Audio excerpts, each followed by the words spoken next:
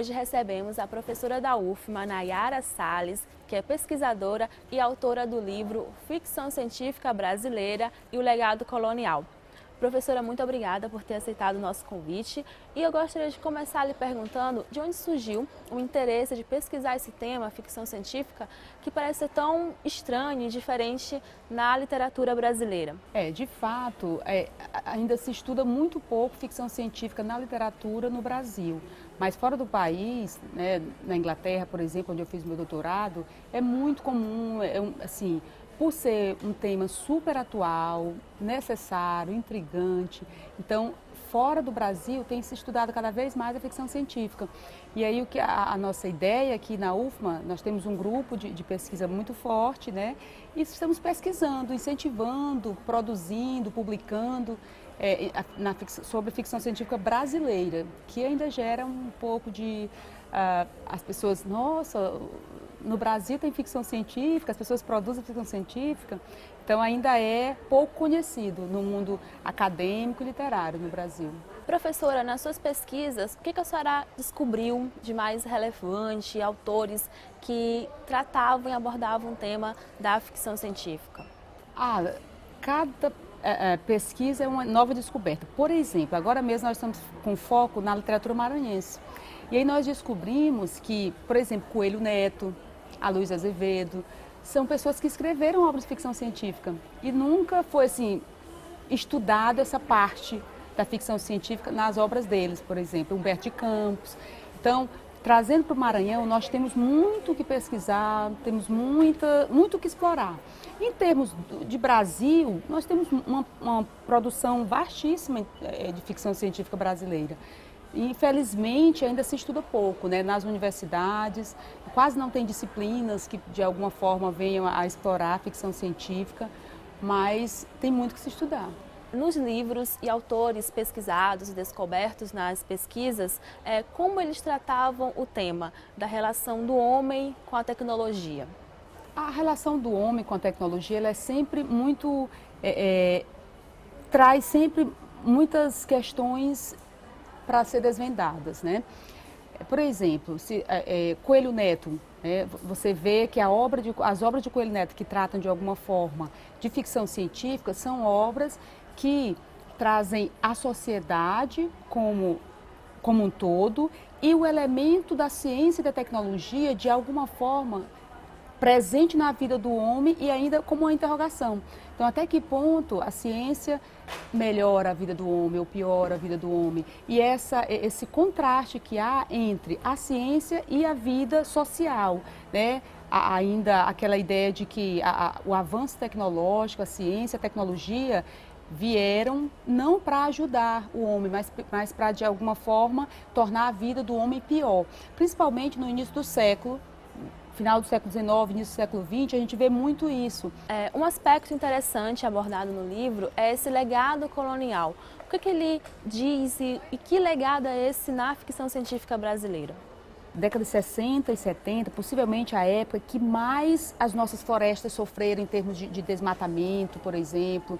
Então, de cara, o homem primitivo via nessa tecnologia algo inimigo, né? Alguma coisa que definitivamente não veio para ajudar, ela veio destruir, ela veio recolonizar o Brasil.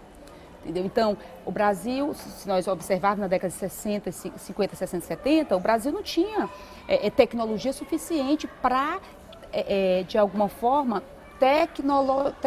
deixar o Brasil um país desenvolvido como se queria. Então, claramente, os estudiosos, os escritores viam que o Brasil ia ser recolonizado, nós iríamos voltar a ser colônia, ou dos Estados Unidos, ou de algum país da Europa, que tivesse a tecnologia em suas mãos, uma vez que nós não tínhamos. Então, a nossa tecnologia era completamente importada. Professora, para encerrar, quais foram os livros e autores de mais destaque, de mais relevância que a senhora poderia falar para a gente, que a senhora descobriu nas suas pesquisas?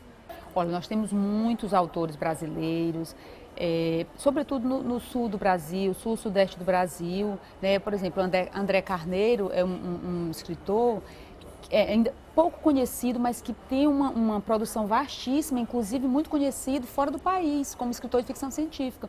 E no Brasil, não.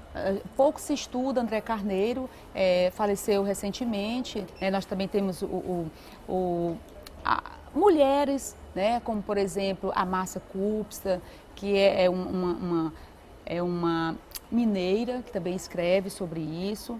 Então, nós temos vários autores brasileiros e maranhenses. O mais interessante é que os nossos autores maranhenses também escreveram. Não é uma temática que o Maranhão ficou de fora. Muito pelo contrário, né? Quanto mais a gente estuda a literatura maranhense, mais a gente descobre obras de ficção científica nos nossos maranhenses. É uma obra que deve ser estudada. Humberto de Campos tem uma obra muito interessante que é Os Olhos que Comiam Carne. Né? Retrata também a forma como o homem é afetado pela ciência, né? Pela tecnologia, perdendo a sua visão. Com o passar do tempo, a tecnologia nos torna cegos, né? De alguma forma, nós temos a falsa impressão de que podemos tudo e que nós dominamos o tempo e que o tempo é dominável e que é uma falsa impressão. Por isso, ficção científica, né? Nós vivemos hoje cada dia mais envoltos nessa atmosfera da ficção científica. A minha vida é real ou é virtual? Eu crio um perfil virtual para mim, né? E aí eu sou outra pessoa. Então, nós criamos ficção na nossa vida. Então, hoje, a tecnologia nos permite criar uma vida completamente fictícia. Então, o diálogo do homem hoje com o tempo, a forma como o homem lida com o tempo hoje é muito, talvez perigosa, porque nós temos a impressão de que nós controlamos o tempo e não é bem assim, né? Pensar, sonhar e imaginar o futuro. Essas são algumas características da literatura de ficção científica. E é incrível a possibilidade de você abrir um livro e descobrir novos horizontes para o futuro. Não deixe de ser um viajante do tempo. Leia ficção científica. O Entre Letras fica por aqui, mas continue acompanhando a TV UFMA no canal 54.1, na TVN no canal 16 e pela internet na plataforma da Rede Nacional de Ensino e Pesquisa, RNP, e pelo site da TV UFMA.